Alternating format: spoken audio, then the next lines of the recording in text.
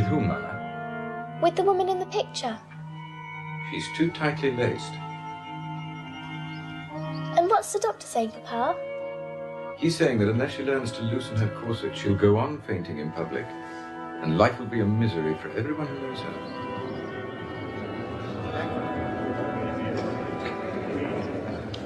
Mademoiselle.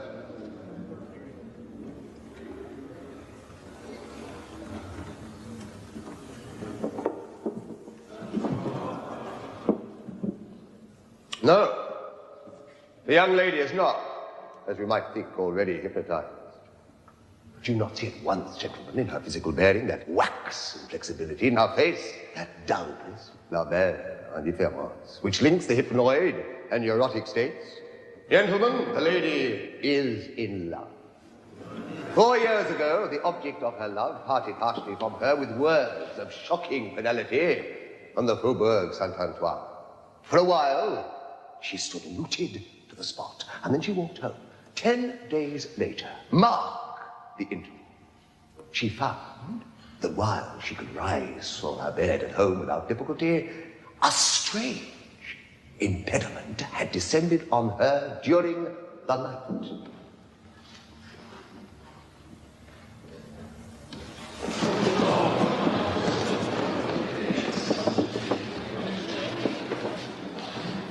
Our tests show undiminished muscular strength, and when examined in bed, she is capable of normal movement with normal vigor.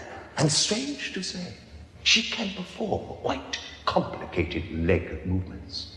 She can dance, jump, hop, even run, but walk she cannot. Oh, we can guess why. Yet how? How, gentlemen, has she unlearned to walk?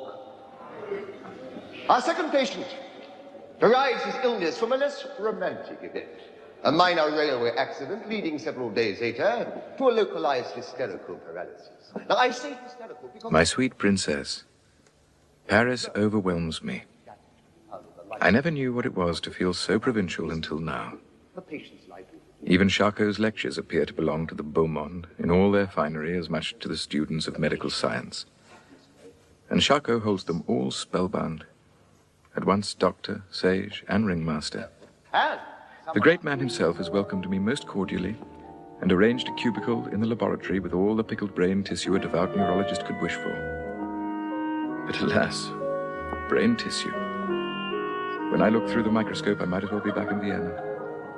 So I flee into the streets, to the Cité, to Notre Dame, to the Louvre, where I feel a cultural being once more.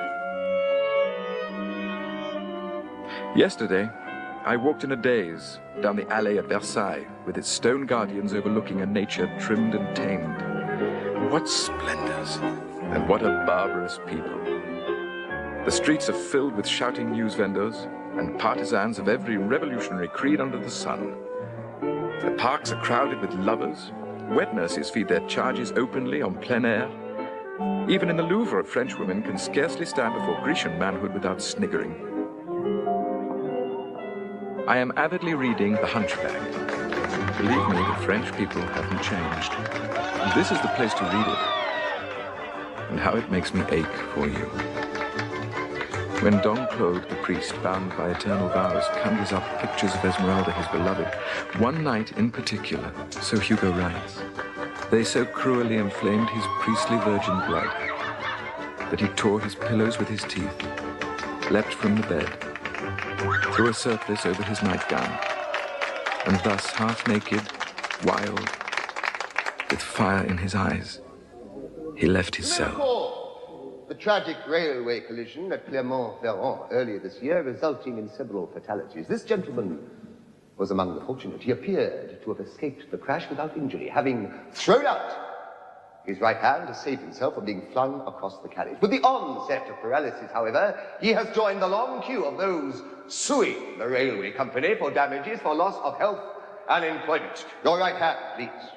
Railway accidents are a prolific source of legal claims from members of the general public. The question arises, are all these claims justified? Are there no malingerers among the claimants? Here is a man with a paralyzed hand, and yet There are half a dozen witnesses who will testify that the man's hand never encountered the floor, the wall, or any part of the railway carriage in question. All it struck was thin air.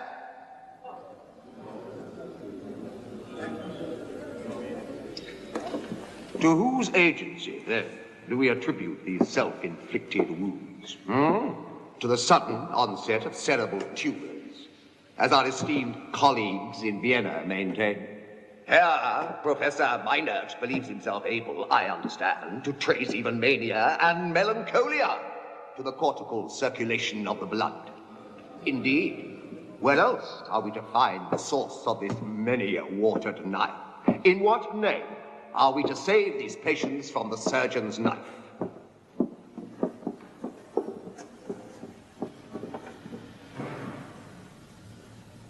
Mademoiselle, you are of the Faubourg Saint-Antoine.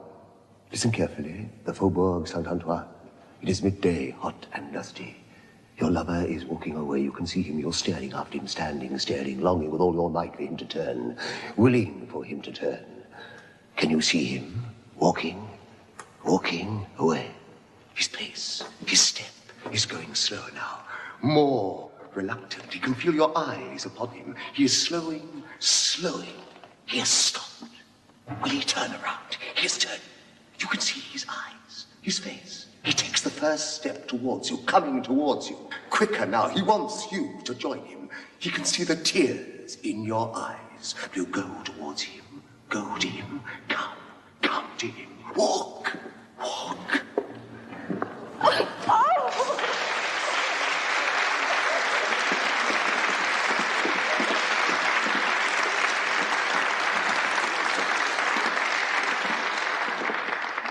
She is now in the arms of her beloved, but only for a short time. Unless we release her, unconsciousness will intervene. This is no cure, gentlemen.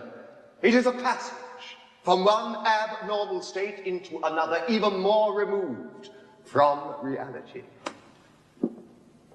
Now, monsieur, close your eyes. Listen attentively. Raise your right arm. Palm upwards.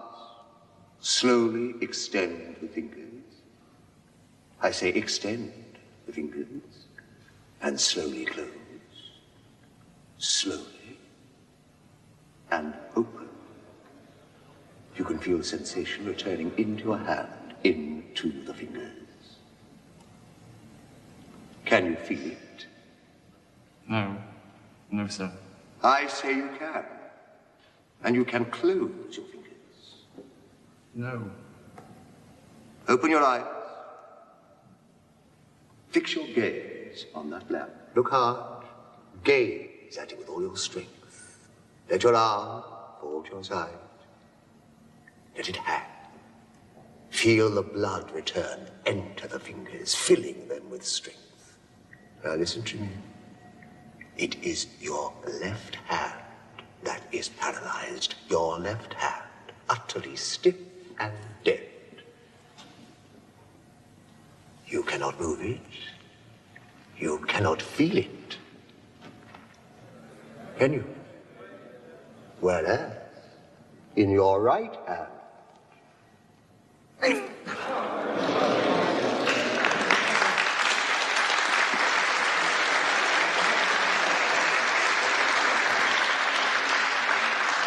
sensation has returned. Where are the tumors now, gentlemen? And the cortical blood? Has it begun to run backwards at my command? Monsieur! Mademoiselle, when you hear the gong once more, you will be as you were when you entered the lecture hall.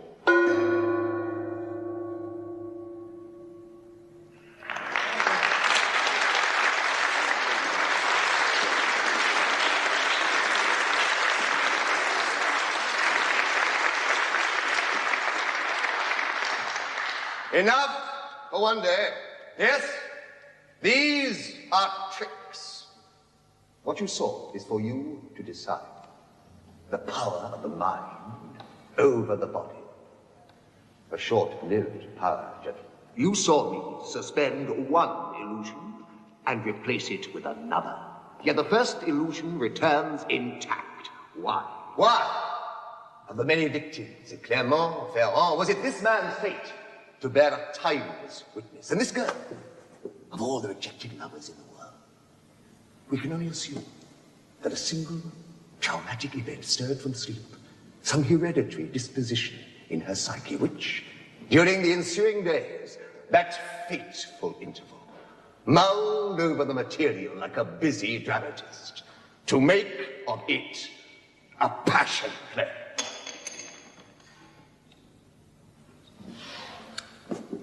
And here, at the Centre Pétrolière, what can we do for these poor actors tyrannized by their predestined role? Will hydrotherapy or tonics ease them off the stage? The best we can offer them, gentlemen, is a fresh setting, away from their model environment, away from families or friends too weak or too complacent to challenge their dreams. With care and vigilance, with the constant promotion of discipline, with moral and intellectual hygiene, we can set the stage for recovery, sometimes as sudden and as incomprehensible as the onset of illusion. Once more, we are obliged to watch and wonder. Thank you.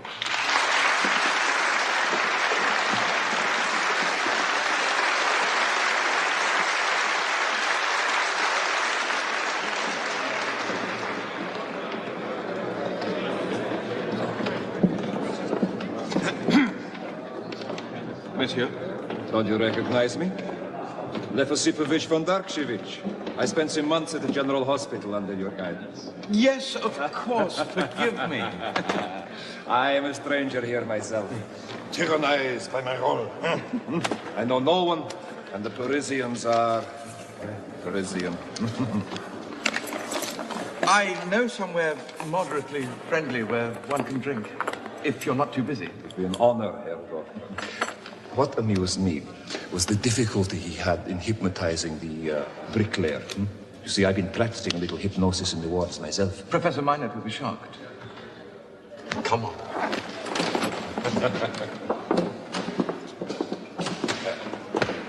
About the bricklayer, did you notice that what was paralyzed was merely the man's idea of his hand? The muscles that worked the hand were unaffected. There might be an article to be written on the hysterical paralysis of a given part of the body as defined by the popular idea of its limits, not the anatomical facts. I'm full of ideas myself. Charcot has fallen out with his German translator. And as soon as the opportunity... Tell me, do you think it's true that under hypnosis the subject will do anything in command? Within reason. That's to say, unless you try to violate their moral will. But isn't that exactly what attracts Le Dubarry to Charcot's demonstrations? I attended one where he persuaded a girl to stab and kill a number of imaginary assailants. Yes, in self-defense, I grant. But when he left the hall, some medical students suggested to her that she was in the bath and should undress. And did she? No, she went straight into an hysterical crisis. You see?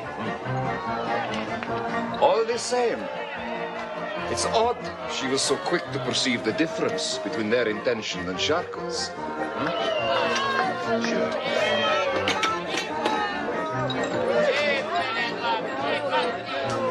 Permettez.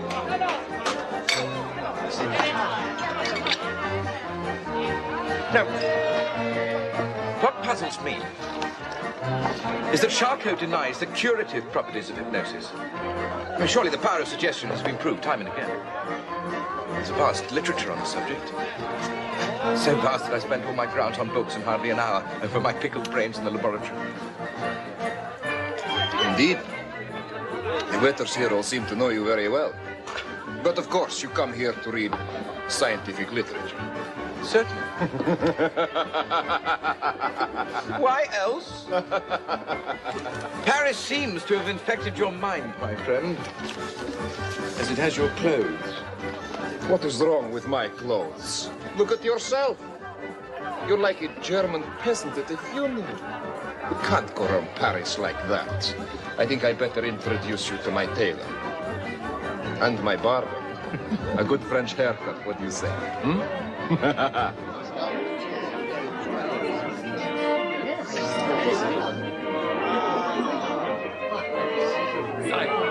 Monsieur le Dr. Freud!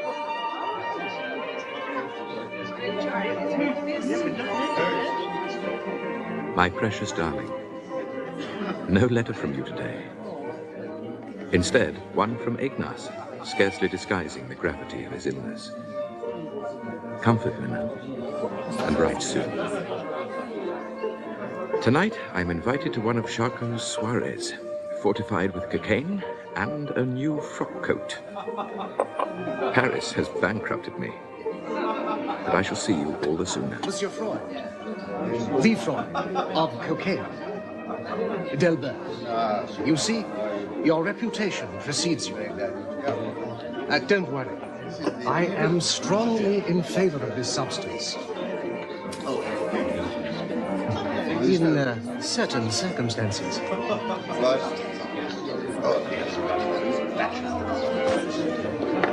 Are you here to bring us some new pharmaceutical discovery? Merely neurological research while attending the master's lectures. Ah, the lectures. An admirable showman, is he not? And his willing ingenue. They rival Sarah Bernhardt. In a sense? In every sense. I'm not sure I understand. Oh, I think you do. Surely. It's common knowledge. All been rehearsed.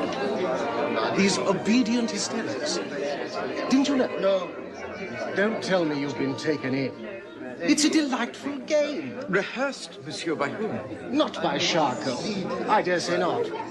But by his assistants. Down to the last detail. His Excellency, Prince Karl Heinrich of Saxony. Please, Carl. Come this way, please. You have been listening to gossip, monsieur. And I hardly think this is the time or the place to impugn Maître Charcot's honor as a scientist and servant of the truth. Now, if I might introduce you, excuse me. Good luck with your researches. My new German translator, Dr. Freud, Prince Karl of Saxony. Enchanté. Oh, no, please, feel at liberty to use your native tongue. When in Paris, though we are aware of your linguistic accomplishments, have you been a member of this international community for long? Indeed not, your... Not, but he is a quick learner. And he will, I hope, soon be our new ambassador in Vienna, in a manner of speaking. A slow learner, I assure you, but a quick translator. I have with me a draft. No, please, bring it to me in the morning. And will you also spread the gospel of hypnotism in Vienna? The seeds are already sown. My esteemed colleague, Joseph Breuer, has already used the technique on a young patient with remarkable success. The girl was afflicted with multiple paralysis and a variety of delusions. The family had despaired of her until Breuer took her in hand. I should be most interested to hear about your case, but if you will forgive me for the moment. Your Excellency, dear colleague.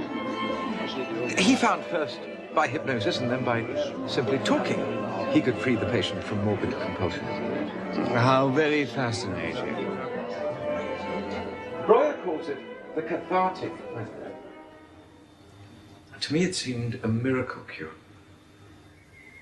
Somehow, Bertha was able to learn the secrets of autosuggestion and defy the commands of her disease, lancing the painful memories one by one until she repossessed her past entire, her soul. I believe the process was as tortured as a medieval exorcism. Remarkable. Has he published a report? There are such cases. But we, the doctors, must learn to walk before we can run. And some of us must sleep, monsieur. When time permits, I shall inspect your debut as a translator. And I trust you will send me the rest from Vienna. Hmm?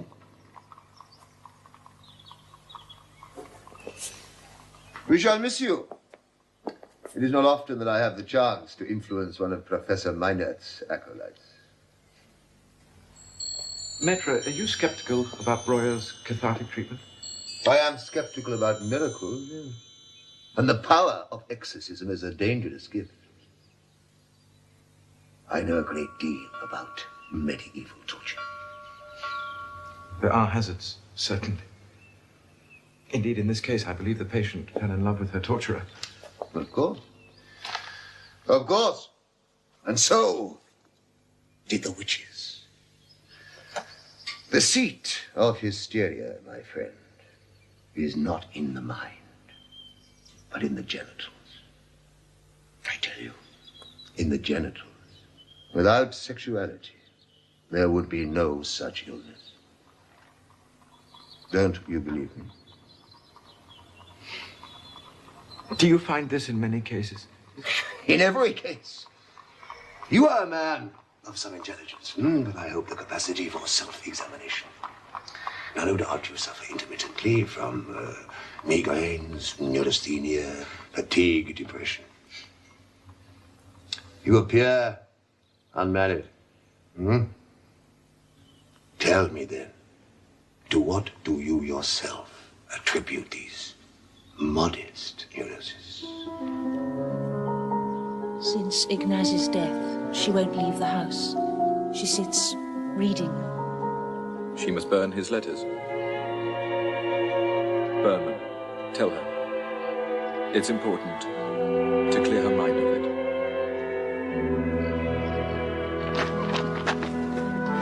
I heard you call my name one night in Paris, in the street.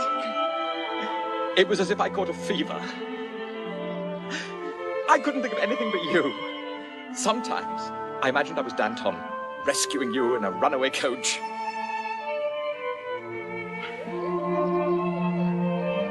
Marty, it's been 4 years. I know your mother was engaged for 9, but I can't go on waiting.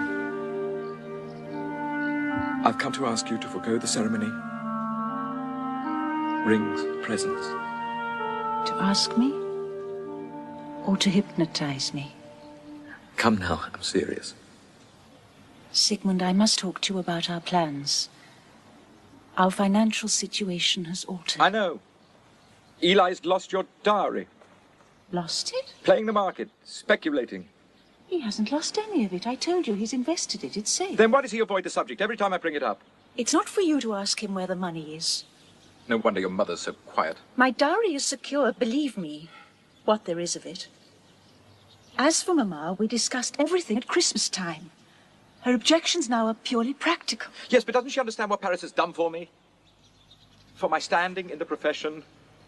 I'm Charcot's chosen translator. People will listen to me, even Meinert, yet in your mother's eyes... Will you let me speak? Last week, Aunt Leah offered me a wedding gift of 1,250 gulden. A gift? Now, add that to Uncle Joseph's legacy, subtract... You mean we can get married? 1,000 for my trousseau and our house linen. House linen? I'd marry you without a sheet to our name. Oh, Marty. Wait. Siggy, you must understand. Mama will not countenance this marriage unless you learn the wedding ceremony and the proper responses in Hebrew. Eli will teach you. I'll say them in Sanskrit if that's what you require. In Hebrew. And with a straight face. Hare Atmakudesh's Libet Haba Asukadas Moshe Hoyes Royal. I've already learnt it.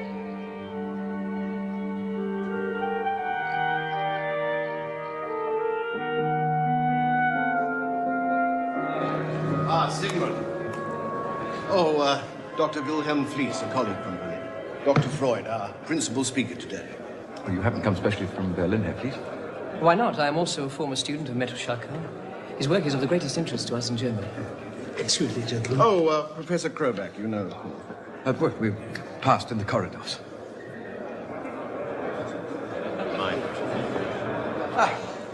Good luck.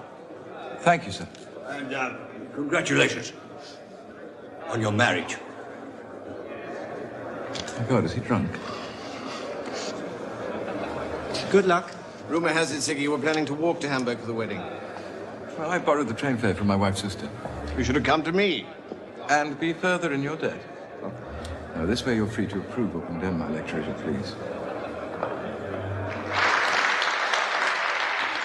Gentlemen, during my 6 months visit to the Salle Petrier in Paris, I was privileged to witness some remarkable developments in the treatment of hysteria, through which Maitre Charcot has, I believe, transformed our understanding.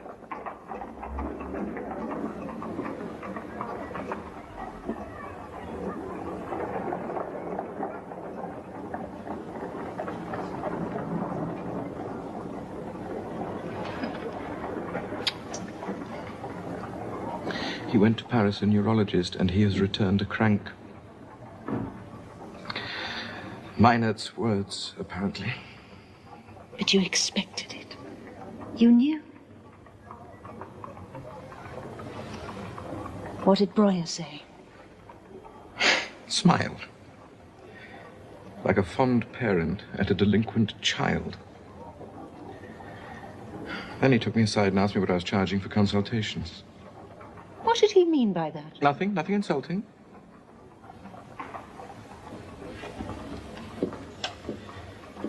Merely to remind me that a doctor in his first year of general practice, a doctor of controversial reputation, would do well to set modest fees. Joseph means well. He's invited me to an external consultation with one of the richest women in the city. To hypnotize her? I doubt it. She's deranged enough already by the sound of it. A baroness could be lucrative. When I left the hall, Meinert stuffed this into my hands without comment. So he had his answer ready? Hardly an answer. An old article on the fraudulence and immorality of hypnosis. He actually claims it liberates the sexual impulses in the subcortex. I dare say he imagines he can see the thing springing to attention under the microscope. In the hypnotic state, a human being is reduced to a creature without will or reason, and his nervous and mental degeneration is only hastened by it. Mental degeneration.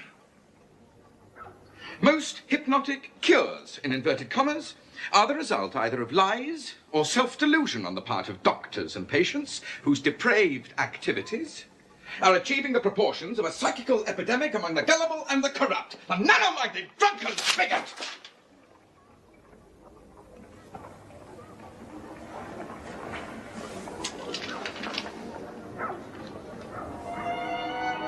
Leave them.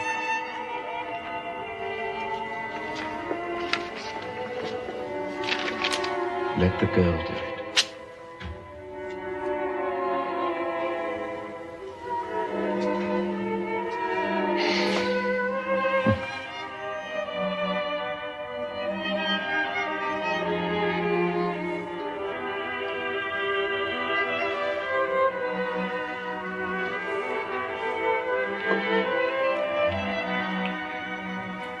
It's mid-afternoon. Didn't you know? That's the hour of depravity in Vienna. Pentheus, a poem dedicated to my dear friend, Professor Rudolf Kroback, gynecologist and magus. Out of the gates of timid Thebes strides the daring one, at dead of night, drawn to the moon's pale sheaves as if by Ariadne's thread. With serpents black the woodland seethes. The mother's rites are worshipped here, and Dionysus in the leaves beckons the weary traveler near. My twin, he breathes. leaves, and on him wreathes the bryony. Berries of blood he crushes to the breast that seethes once more with life's undying flood. You do me too much honor. You deserve more. But as I'm sure you noticed, I ran out of rhymes. Baroness, may I present Dr. Freud? A young colleague and lecturer in neuropathology who has recently returned from a 6-month visit to the Salpêtrière. So, you have been working under my beloved Charcot. Do tell me, is his wife still fornicating with hussars? I failed to inquire, madame. Dr. Freud has brought with him some equipment modeled on the latest developments in electrotherapy from Paris. Indeed.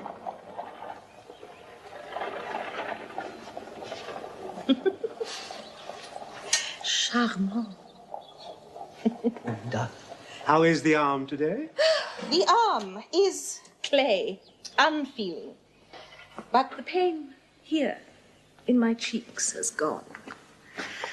I feel it like a slap sometimes, a slap that stays and glows. A slap I may have deserved, but never received. Strange. I dreamt I was a statue last night. I'd forgotten.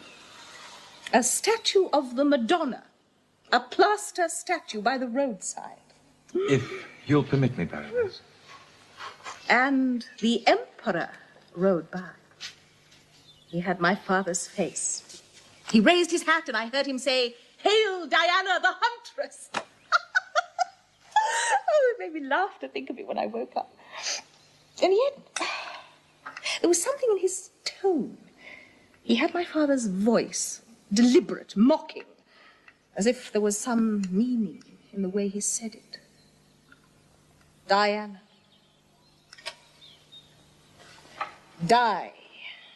Anna.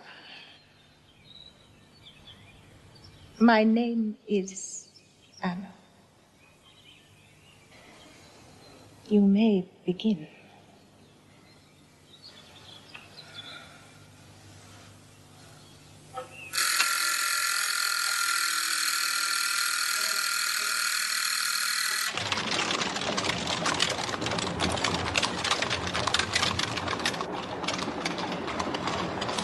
Seems to like you. For 20 years, the sheer variety of her symptoms has exhausted the best doctors in Europe. In the circumstances, you may charge 40 gulden. But don't give her morphine, whatever you do. A remarkable woman. When in one of her trances, I've known her stick knitting needles through her arms. Between ourselves, the husband is tired of her. After 6 children. I tell you so that you know. These things are usually born in the bedchamber. Hey, Rudolph? I know what I'd prescribe. Penis normalis. Twice a day. Oh, sweet Jesus, sweet Jesus, I'm going to die. Help me. I was like nails in my side. Oh, can you hear my death? They're unfair. Give me something to ease the pain, I beg you. No alkaline water. Some chloral hydrate. Something stronger, please. I dare not. God, quickly.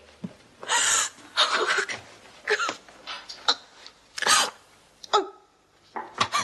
I can feel it rising. Swelling in my throat like I can't swallow. Trust me, it will pass. There. It's easing. Yes. Yes, quickly. Oh.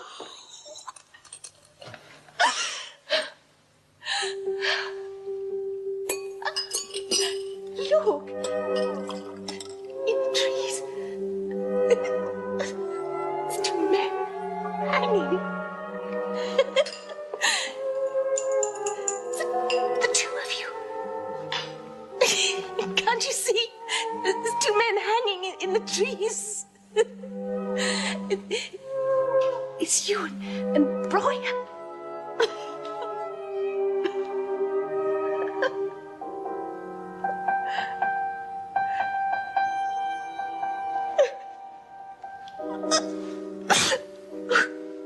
God, what have I done?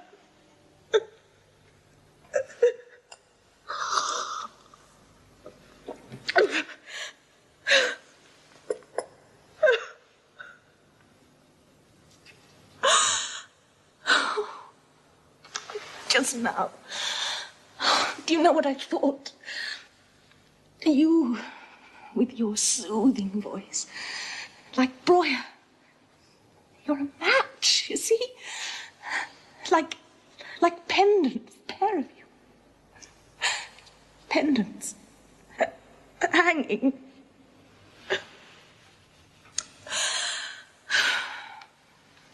You see? My mind is a better poet than I am. Am I not a worthless person? Now, what I said to you the other day about Charcot, only a worthless person would say such things. Believe me, it's not incompatible with an unblemished character or a well-governed mode of life. Many of the finest minds, the most gifted and the most generous have suffered what you're suffering. A nice speech. I'm hungry. Will you take some food with me? Oh, some caviar. No, thank you. I want some. As you wish. Do something for me. Fetch my children. It's 2 in the morning, Baroness. Fetch them, do you hear me? Why won't you fetch them? Baroness! Don't use that tone to me! You peasant! You've stolen! You've taken everything! You bitch! Husband, children, everything I've loved! I'm not your governess! Look at me! Don't lie to me! You're not their mother! You're a spy! A dirty spy! Please tell me the truth! They've gone! Stop this! Your children are asleep. They're safe and well.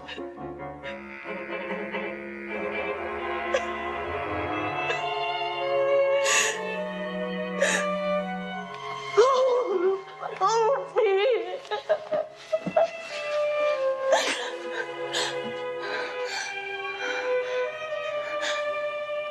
I need a massage.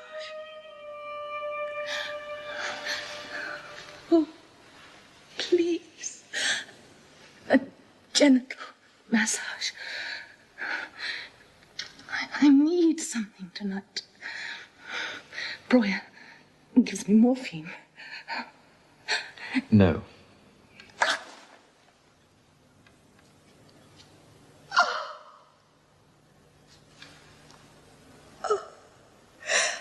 Has the pain returned? And you said it was like a slap you had deserved but not received. Tell me, is it possible that you once received one that was not deserved? Never? No! I'm going to be sick. You're not. You will turn to me. Look at me. You no longer feel nausea.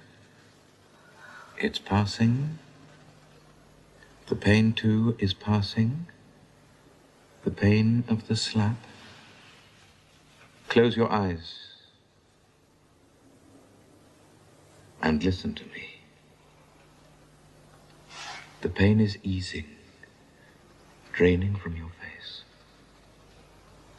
You feel relaxed, drowsy, free of tension. There is no pain. There is no longer any pain. You feel sleepy. When I tell you to open your eyes, you will do so, and there will be No more pain. Only the need for sleep. For long, long sleep. Open your eyes.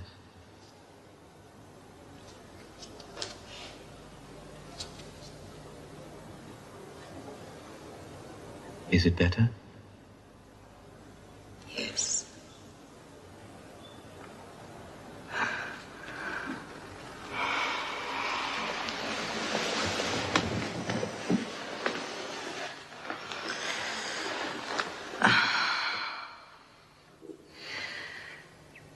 Doctor,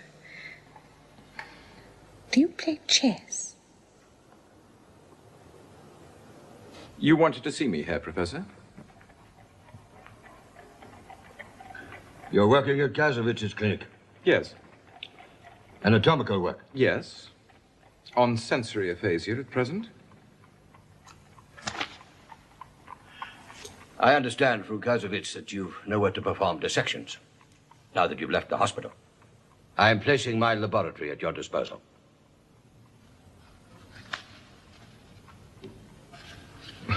That's most generous of you. Particularly in view of the opinions you hold about my other work. In the field of the neuroses. Neuroses? Have you ever had gut? Keep it that way.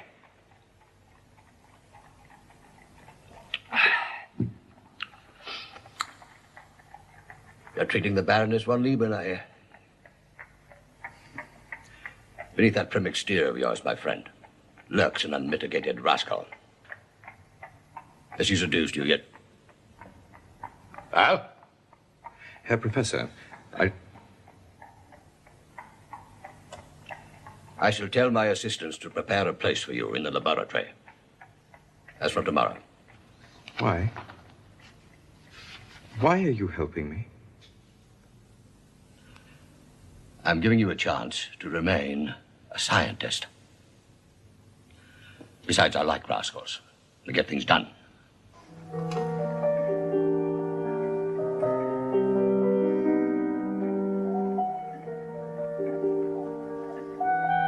And how's the railway magnate?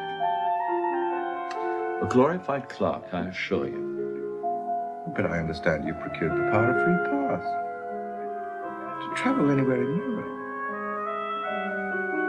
You don't suppose he suddenly decided to take advantage of it today?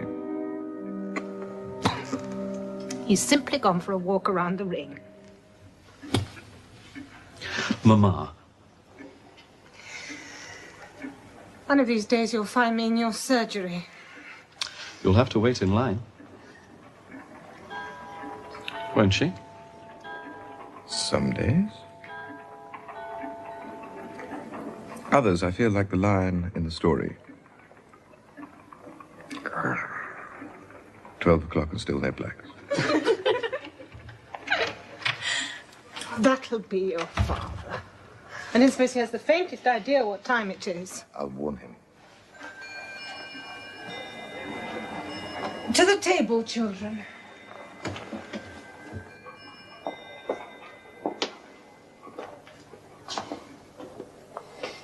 Such a beautiful day. Hello, Father. A shame to come in, really.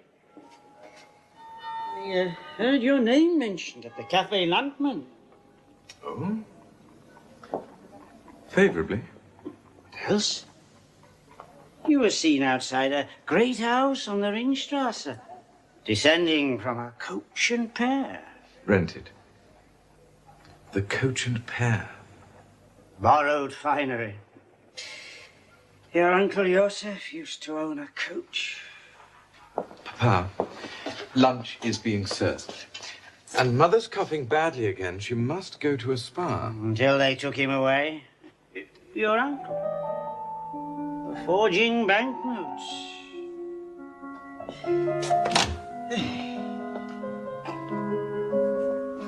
It was my father's birthday, 4 days. We'd spent it at the lakeside, picnicking. I was pregnant for the first time. I lay in the hotel bedroom waiting for Georg. Reading. Can you remember what you were reading? Oh, I was a voracious reader in those days. Montaigne, Francis Bacon. I read the same page again and again that night. Waiting. Counted the roses in the wallpaper. Imagined Georg drowning. Floating. Imagined lovers. I pretended to be asleep when Georg came in. Pretended not to smell his breath as he climbed into bed. Then, as the shame, panic of my dreams came back to me, I turned, put his hand on my breast. He saw my eyes were open, my mouth waiting for his, and he looked at me with hatred. I'd rather make love to a sow in heat. His hand left my breast.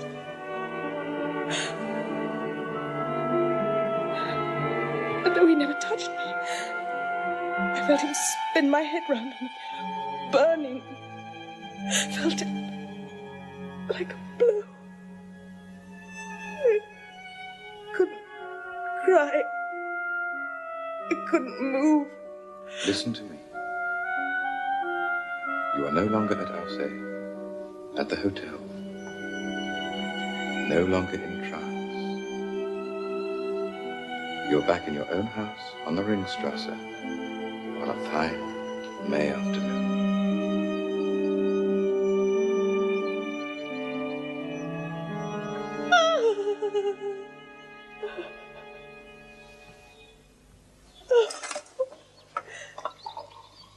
Can you remember what you told me? Every word. Oh.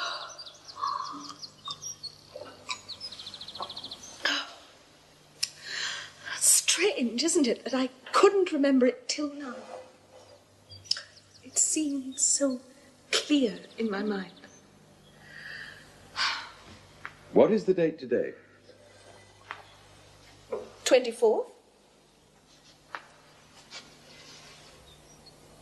Oh, of course. My father's birthday. How did you know? You mentioned it yourself 3 days ago.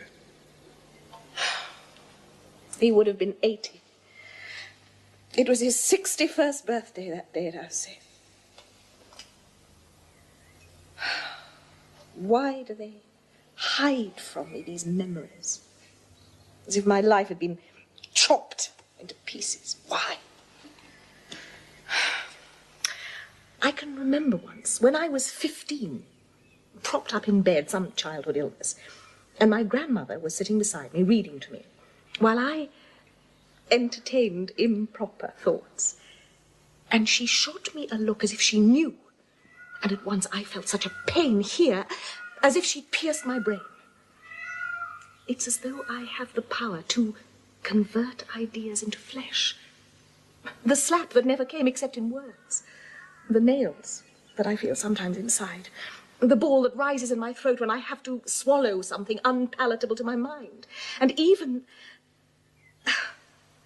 My dear, when I look at you and once more think improper thoughts, I am so filled with shame, I feel dizzy.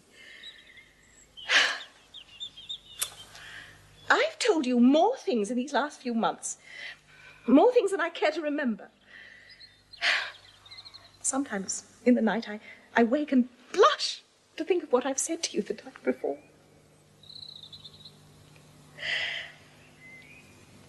Is it possible, do you think, that I am to be free of the slap? Or is it just another interval at the play? If other patients are anything to go by, you will be free of that particular symptom. Why? Just by telling you? No, not by telling me. By reliving the events. You've told me about the incident before. I have. You told me calmly, of your own free will, here in this room. But you told me without emotion, embarrassed by the stranger you were telling. So you've forgotten it. As surely as you did the night itself at Alcé. Then too, but far more powerfully, you withdrew from the experience and left a poisoned thorn in the memory. Now, at last, you've drained the poison. And I told you before? And treated you like a stranger? Well, that was weeks ago. Today we've tunneled deep, and I think I've earned a cigar.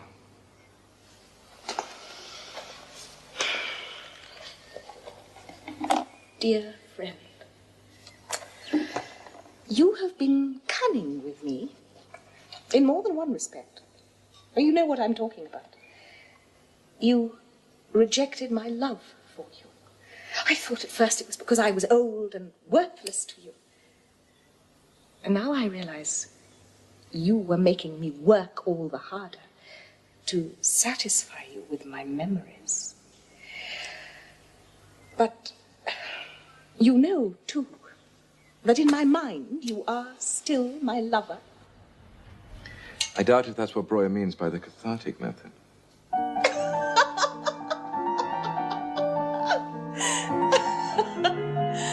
Sometimes I think I know her better than anyone in the world. Better than me. Or certainly better than myself. But we don't have hallucinations, you and I. Or weeping fits, confessional trances to illuminate our fantasies. It's nothing to be jealous of, believe me.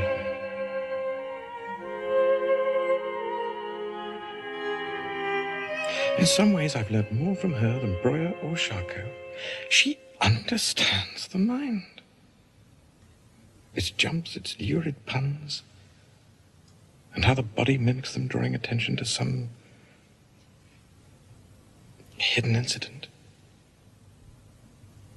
But in disguise, as if the mind itself were the enemy of truth, a censor obliging the disease to speak in code.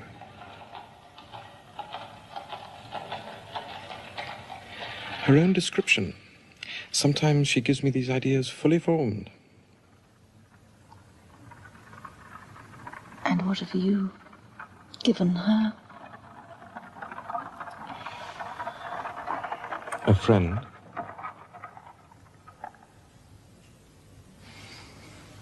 And something more, perhaps, more localized. When I left her this afternoon, the pains had gone from arms and face. Yes. And Minor thinks that he alone can make a scientist of me.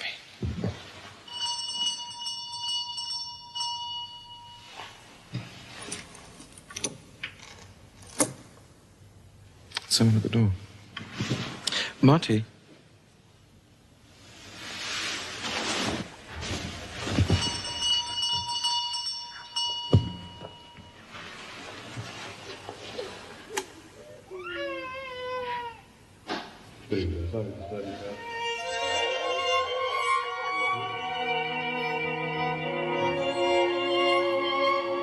It's the Baroness. I'm her own servant. She suffered an acute relapse, pains in her side. A new symptom. My frock coat.